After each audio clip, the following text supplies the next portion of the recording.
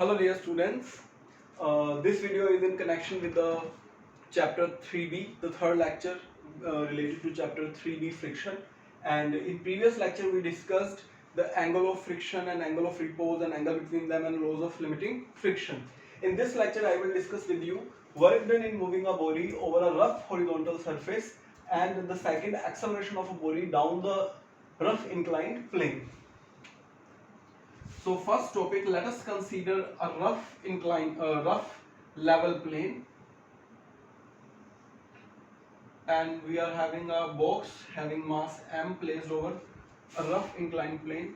Let us say the coefficient of friction between the box and the ground is mu, and if this box covers a distance with uniform velocity, the distance covered is d. We always take the distance from center to center, and this distance is covered with constant speed. And please note that while having this derivation, many students ask the question, sir, there must be a little greater force comparing to limiting friction for having this object in motion with some velocity when we start from rest.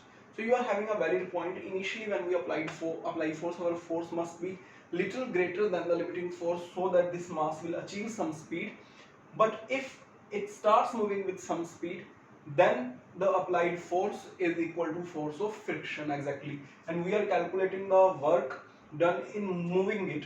We are not calculating the work from rest and making it in motion. We are calculating the work for moving it with constant speed. The change of the speed we are not considering in this derivation. That is for making your derivation simple at class 11th level, but the valid points must always be discussed and asked. We should not ignore them. So if you are moving this object with constant speed, then you know that if you are moving it from left to right, the force of friction must be working in opposite direction all the time, and applied force must be equal to force of friction.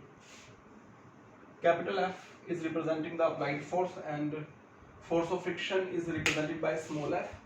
And when the object have achieved constant velocity, then only these forces are equal and opposite.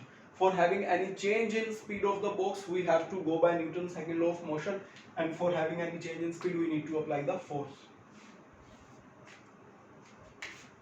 By our previous knowledge, we know that work done is equal to Fd cos theta, and as the displacement and the applied force are in same direction, so theta is equal to 0 in this case, and our relation W is equal to Fd cos theta reduces to Fd, as cos 0 is equal to 1. Okay, and the applied force is equal to force of friction, and force of friction is equal to mu mg. Mg is the normal reaction, so force of friction is mu mg, which is equal to applied force, and displacement is d. So putting these two values 1 and 2 in our first equation, in this relation W is equal to Fd, work done is going to be mu mgd simple. Force of friction mu mgd, you can also write like work done is equal to mu rd, where r is the normal reaction. Remember it in any manner, whichever you like, whichever you are comfortable with. W is equal to mu mgd or W is equal to mu rd. Okay.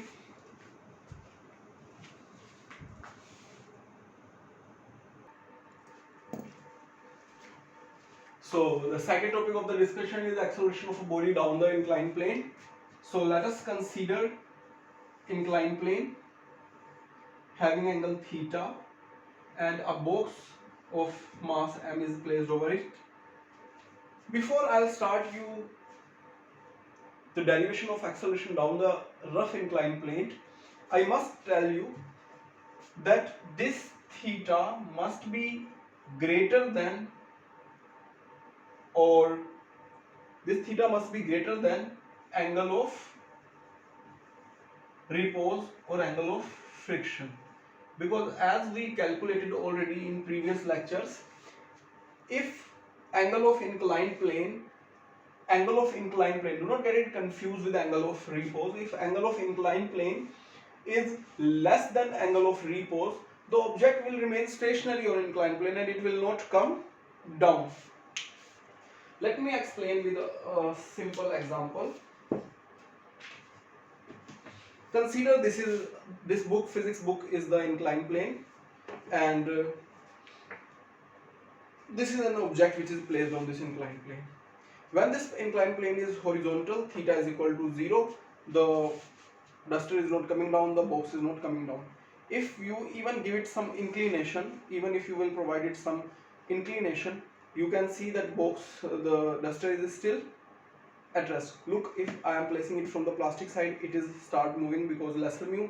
If I am placing it from the cloth side, the friction coefficient is more and it is not moving. So you can see that force of friction is also depending on nature of material. So what is happening now, if I am providing it some angle, which angle of inclined plane now is less than the angle of friction. What is angle of friction? The angle of friction where the object will just start moving. So this is the angle of friction where the object will start moving and will come down with constant velocity. So this acceleration will take place only if angle of inclined plane is greater than the angle of repose. If angle of inclined plane is not greater than angle of repose, then your object will not come down. So this is the condition.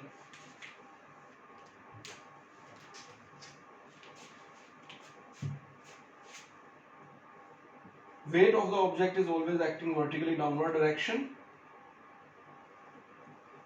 If angle between these two lines is theta, these two lines are perpendicular to this.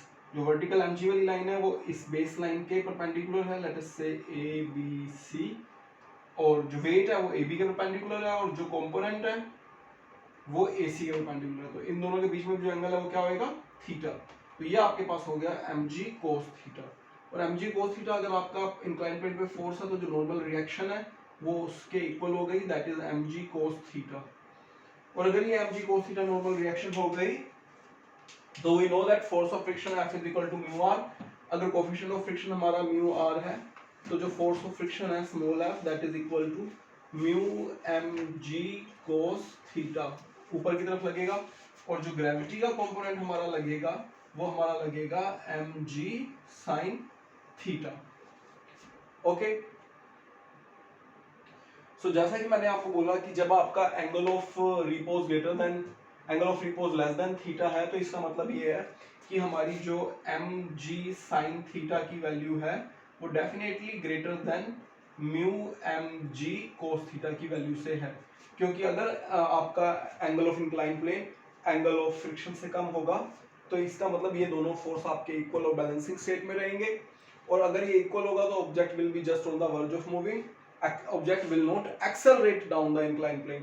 For acceleration, some net force is required in downward direction, और वो तभी होगा जब mg sin theta mu mg cos theta से बड़ा है. तो आप mg sin थीटा में से जब म्यू mg cos थीटा को सब्ट्रैक्ट कर दोगे तो आपके पास नेट एक्सेलरेटिंग फोर्स आ जाएगा downward, that is equal to mg sin theta minus mu mg cos theta. जैसे सपोज अपने मन में सोचो आप कि ये 5 न्यूटन है और ये 3 न्यूटन है, तो 5 में से 3 न्यूटन को जब हम सब्ट्रैक्ट कर देंगे तो 2 न्यूटन नेट हमारे पास फोर्स आ जाएगा. इसमें से आप अगर mg कॉमन ले लेंगे तो अंदर बचेगा आपके पास sin theta minus mu cos theta. और अगर इस m को हम डिवाइड में ले आएंगे तो f divide by m is equal to g sin theta minus mu cos theta. और हम सबको पता है Newton second law of motion से that f is equal to ma होता है. तो f बाय m जो वैल्यू है हमारी वो एक्सेलरेशन की होती है. तो जो एक्सेलरेशन है हमारे इस बॉक्स का डाउन द इंक्लाइन प्लेन, जो एक्सेलरेशन है that is equal to g sin theta minus mu cos theta. That is your acceleration of box down the incline plane. So I hope the topic is clear to you. If you are having any doubt, you can ask me in the comment section, or those students who are having my details for personal contact, they can also ask me. Like always, thanks for watching. Take care. Bye bye.